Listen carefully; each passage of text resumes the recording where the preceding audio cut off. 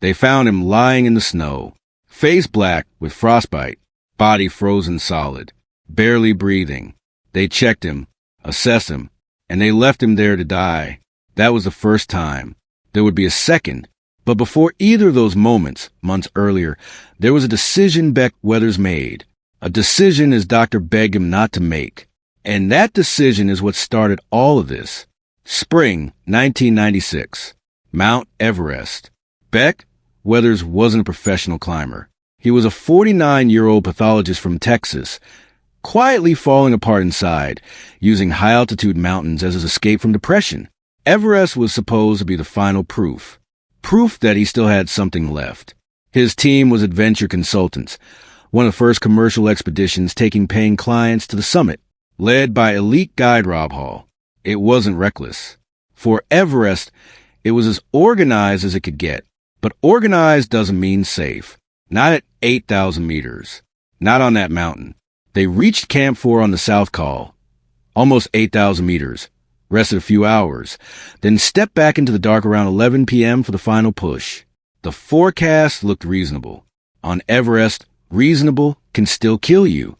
As Beck climbed higher into the night, something went wrong. His vision started to blur. The white world of ice and rock turned into a gray smear. His headlamp was useless. He simply couldn't see well enough to move with any safety. Weeks before the climb, Beck had undergone eye surgery. His doctor had warned him, cold and altitude can cause your cornea to swell. You could go blind up there. He went anyway. And now, at about 8,400 meters in the dark, that warning was coming true. Rob Hall pulled him aside. Stop here. Wait. If your vision clears, we go up. If not, we go down together. You have my word. So Beck did something almost unthinkable. He stayed put, alone, on the upper mountain, while the rest of the team pushed toward the summit above him. He waited 6, maybe 8 hours, crouched in brutal cold, breathing air that was barely there, watching climbers go past him headed up, then, hours later, stumbling back down. His eyesight never cleared, but a deal was a deal. When the team came back through, Rob Hall hadn't forgotten.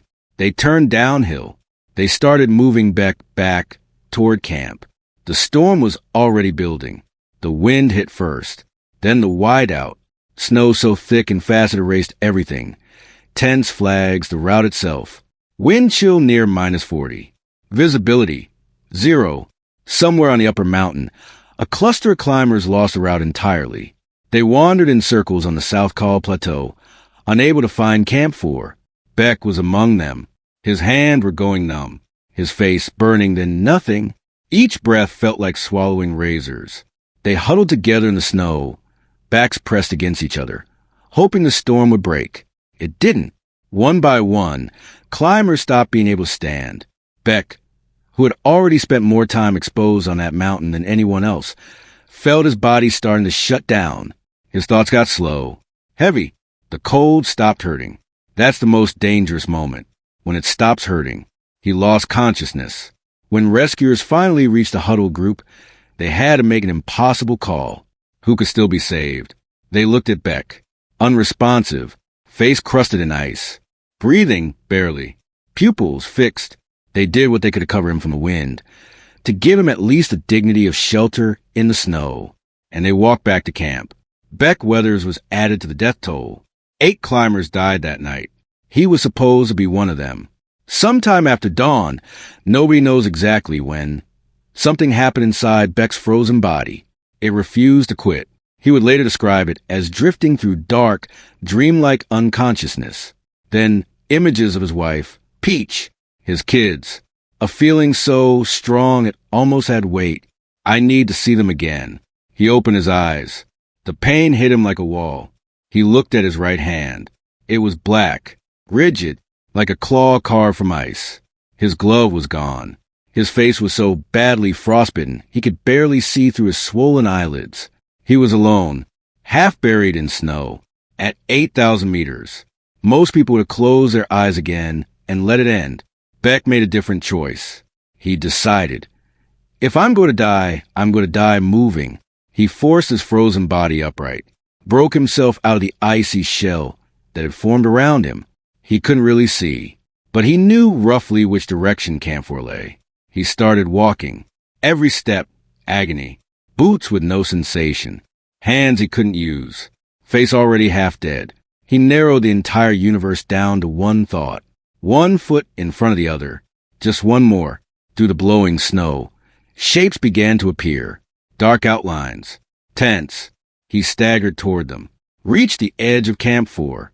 Someone heard a sound at the tent door. They opened it. Standing there, face black and swollen, hands like frozen claws, skin already showing gangrene, was Beck Weathers, the dead man. He looked at them and said, "I'm so sorry to bother you, but I'm having a really bad time." Then he collapsed. Inside the tent, they cut away his frozen clothing. Both hands, black and rigid, face destroyed, extremities like chunks of wood.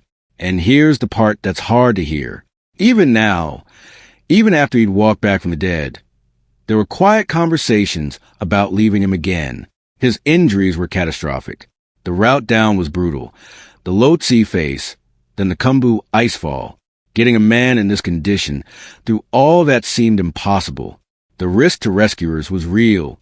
Every argument pointed the same direction. Leave him. But Beck kept breathing, kept talking, kept saying his children's names. And slowly, that changed the calculation.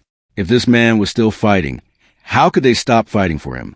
A decision was made, one that had rarely been attempted at this altitude. A helicopter evacuation. At Camp 2, nearly 6,400 meters, Nepalese pilot Madan Khatri did something the aviation world said couldn't be done. He flew his helicopter into the western Khum, pushed it higher than thin air was supposed to allow, and landed. Beck was carried aboard. The door closed. In minutes, he dropped thousands of meters of altitude. He landed in Kathmandu. It was one of the highest helicopter rescues ever attempted. He was alive. In the hospital, the full damage became clear. His right arm, gone below the elbow.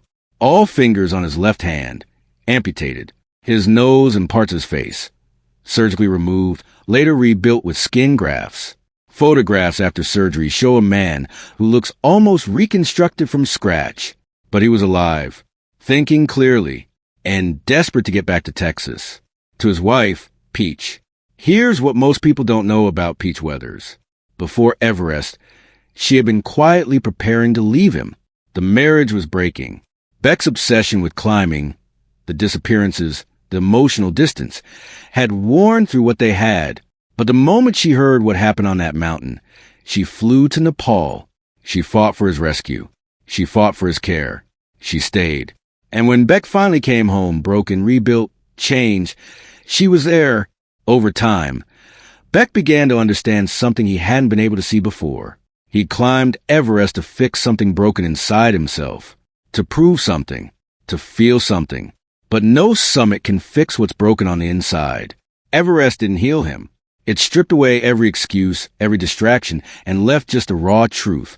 A man who wasn't okay, who needed real help, who had nearly died chasing validation. He didn't actually need. He left medicine, became a speaker, wrote his memoir, Left for Dead.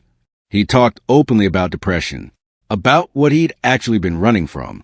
And he often said that moment on the South Call, when he chose to stand up, it felt like God reaching down into that storm and pulling me out by the scruff of the neck. Beck Weathers didn't summit Everest. He was left for dead twice and still managed to stand up alone at 8,000 meters and walk back toward the people he loved. Summiting Everest makes headlines. Walking back from the dead and then doing the slower, harder work of actually living. That's a different kind of climb entirely.